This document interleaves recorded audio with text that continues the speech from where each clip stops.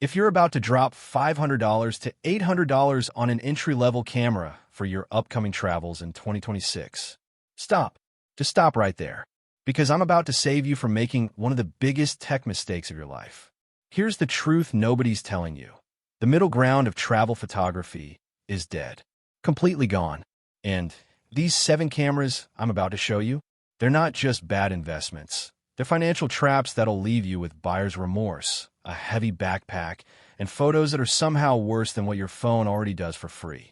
If you hit that like button right now and stick with me, I promise you'll walk away knowing exactly which cameras to avoid and why your $900 smartphone is probably the best travel camera you'll ever own. Let's get into it. All right, let's start with the most savage, heartbreaking betrayal in the camera world. Canon completely killed the EFM mount. Just murdered it in cold blood. Discontinued. Abandoned. Finished. Dead and buried. Now, if you don't speak camera nerd, let me translate that into normal human language. Imagine buying a gaming console the exact same week the company announces they're never, ever making another game for it. Ever.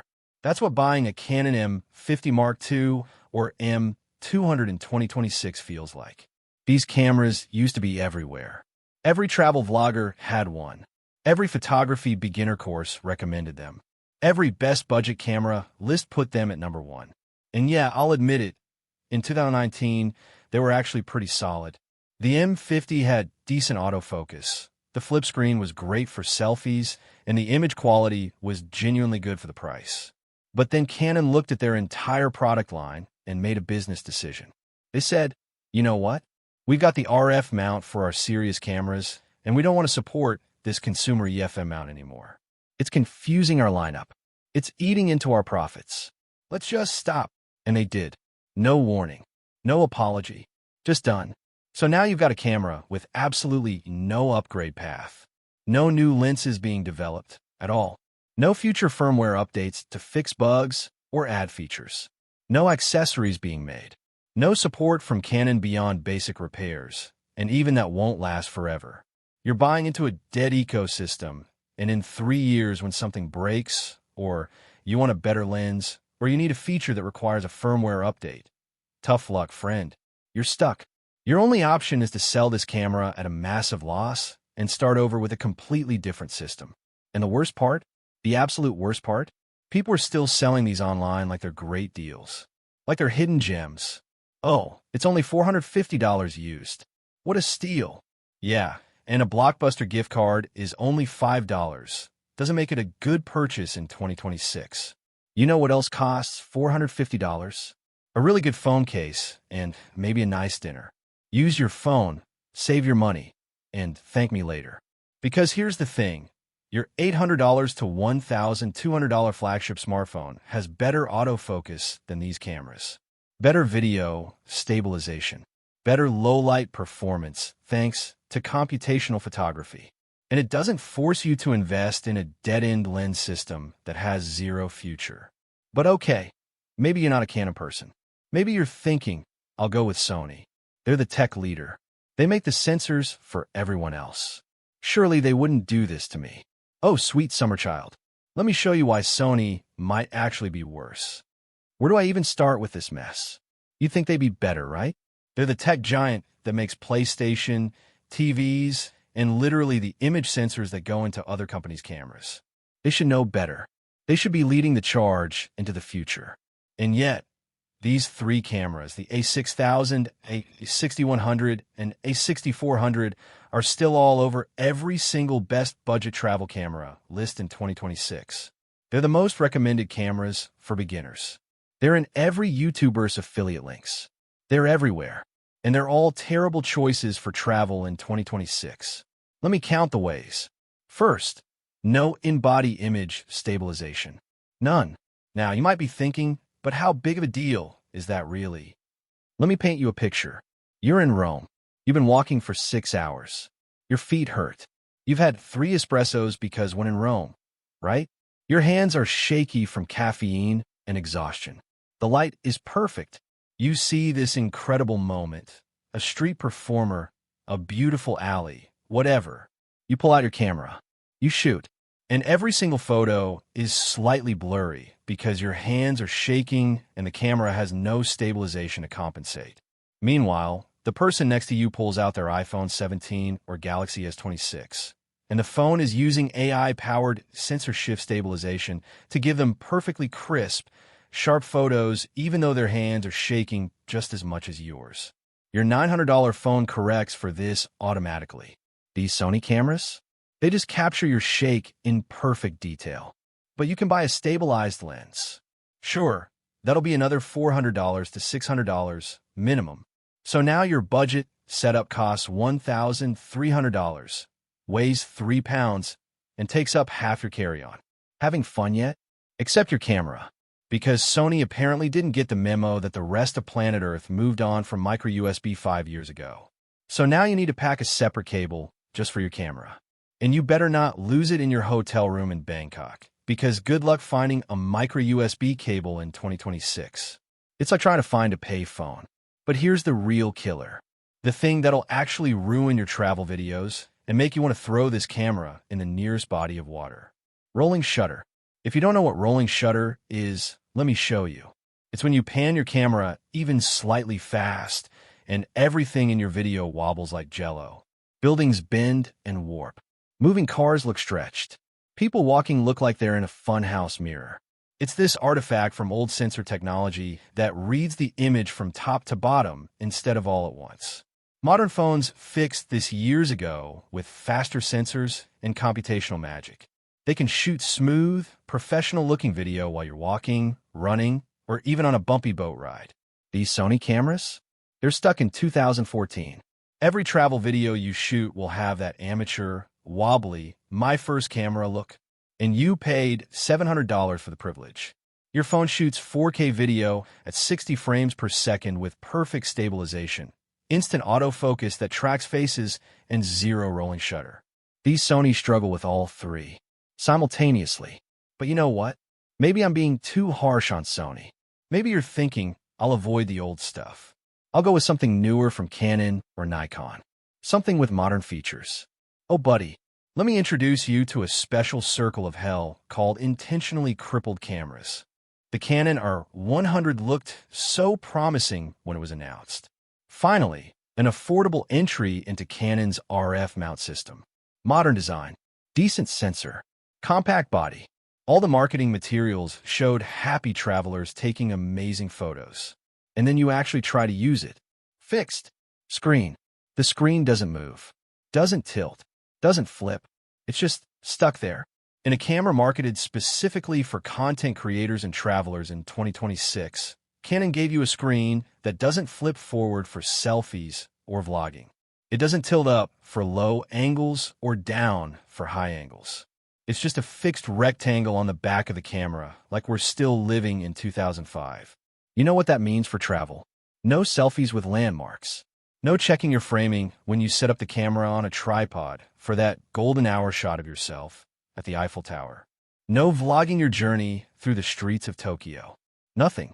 Canon literally crippled the one feature that makes a travel camera useful and fun in 2026. Why? To protect their higher-end models. To make sure you don't buy the R100 when they want you to buy the R50 or R10 or R8 instead. It's called market segmentation, and it's infuriating when you're the customer getting screwed by it. But wait, it gets worse. The autofocus is slow. Like painfully slow. Is it focusing? Did it lock? Oh wait, it's hunting again.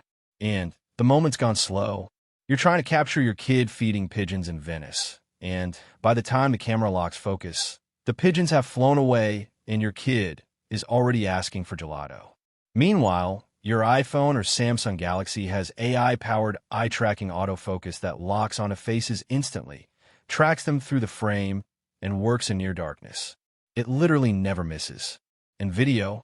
Oh man, the video situation is comedic. Canon crops the sensor so aggressively in 4K mode that you're basically shooting through a toilet paper tube. Your 15mm wide-angle lens isn't wide anymore. It's now a 24mm normal lens. Your 50mm portrait lens is now an 80mm telephoto. Everything is zoomed in, claustrophobic, and completely unusable for travel videos unless you really enjoy that cramped hallway aesthetic. Why? Because the processor isn't powerful enough to handle full sensor 4K, so they crop it instead. It's a cost-cutting measure disguised as a feature. Your phone shoots gorgeous 4K with a wider field of view, better stabilization, and zero crop. For free, because you already own it. The R100 is a camera designed by a committee of accountants whose only goal was to hit a price point while making sure you eventually upgrade to something more expensive. It's not designed for you. It's designed to extract maximum profit from Canon's product lineup. Hard pass. And now we arrive at the Nikon Z30, the camera that makes you genuinely wonder if anyone at Nikon has ever actually traveled before. Like, has anyone at headquarters ever left Japan and gone somewhere sunny? Because here's the thing, no electronic viewfinder. Let me set the scene for you. You're in Santorini. It's August. It's noon. The sun is absolutely blazing, like 95 degrees and not a cloud in the sky. You're trying to frame that iconic shot of the blue-domed church with the white buildings cascading down to the ocean. And you literally cannot see your screen. The LCD on the back is completely washed out by sunlight. You're squinting at it, cupping your hands around it, trying to angle your body to cast a shadow on it. And you're just guessing. You're pointing the camera in the general direction and hoping something good happens.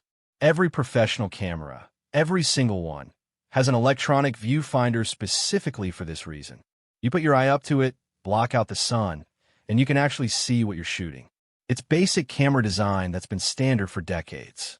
But Nikon, in their infinite wisdom, decided to save about $50 on manufacturing costs and ruin your entire travel photography experience.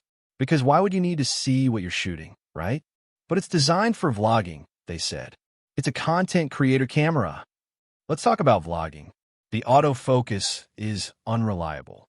It hunts. It loses your face. It focuses on a background. It decides that the plant behind you is more interesting than you are. And when you're vlogging yourself walking through a market in Marrakesh, the last thing you want is the camera focusing on a random rug instead of your face. Your phone's front-facing camera has absolutely perfect face-tracking autofocus. It's never lost a face in the history of smartphones.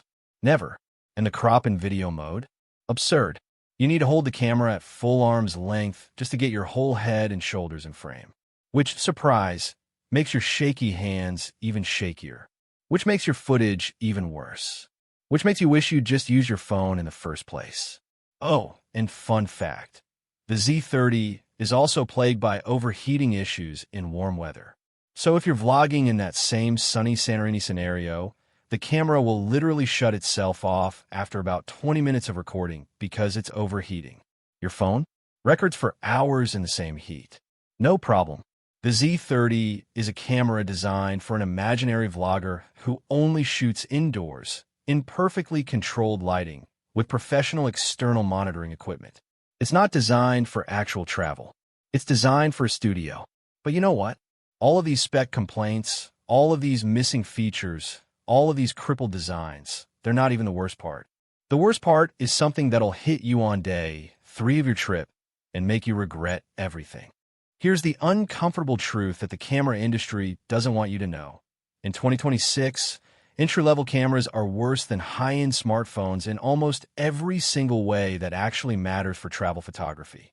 Let's just go down the list. Better autofocus? Phone wins. Face tracking, eye tracking, works in the dark, never hunts, instant lock. Better stabilization? Phone wins. Sensor shift, digital stabilization, AI-powered, works while running. Better low-light performance? Phone wins with computational HDR that stacks multiple exposures faster than you can blink. More convenient? Phone absolutely destroys camera. No contest. Battery life? Not even close. Phone by a mile. Easier to use? Phone. Point and shoot. Tap to focus done. Better video? For travel vlogs? Yes, phone wins. Stabilization, autofocus, and ease of use matter more than sensor size. Your phone is using artificial intelligence to stack multiple exposures in real time. It's doing portrait mode with depth mapping that would have required a $2,000 lens 2 years ago. It's shooting RAW if you want manual control. It's got night mode that makes $3,000 cameras jealous. It's removing tourists from your photos. It's enhancing skies. It's doing things that would have required Photoshop in an hour of editing. Automatically, instantly, while weighing nothing and taking up zero extra space in your bag. So, when does it actually make sense to buy a camera for travel in 2026? When you're going professional. When you're investing $2,500 plus in a body and another $2,000 to $5,000 in lenses. When you need specific features like a 400mm telephoto for wildlife safari, or full manual controls for specialized astrophotography, or high-speed sync flash for professional portraits. When photography isn't just part of your trip, it is your trip. When the photos are the reason you're traveling, not just a bonus. But these 7 cameras we talked about, the M50 Mark II, M200, a 6000, a 6100, a 6400, R100, and Z30, they're stuck in purgatory, in no man's land. Too expensive and cumbersome to justify over the phone you already own. Not good enough to compete with actual professional gear. Not specialized enough to do anything your phone can't do better. They're financial mistakes wrapped in marketing lies and dead ecosystems and crippled specs designed to upsell you to more expensive models later. The camera industry collapsed the middle ground because they wanted to protect their profit margins. They want you to either buy a phone, oh wait, they don't make phones, or buy their $3,000 professional setup. The middle ground was never meant to serve you. It was meant to extract money from people who don't know better. Now you know better.